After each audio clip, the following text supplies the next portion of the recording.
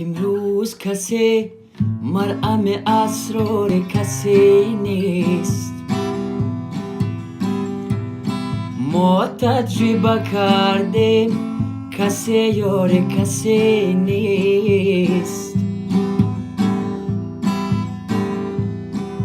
هر مردی شطور دار او ایسی قرنی نیست. هر شیشه گورنگ حقیقی منی نیست.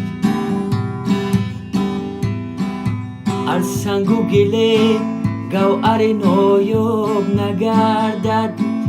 هر احمد و محمود رسولی مدنی نیست.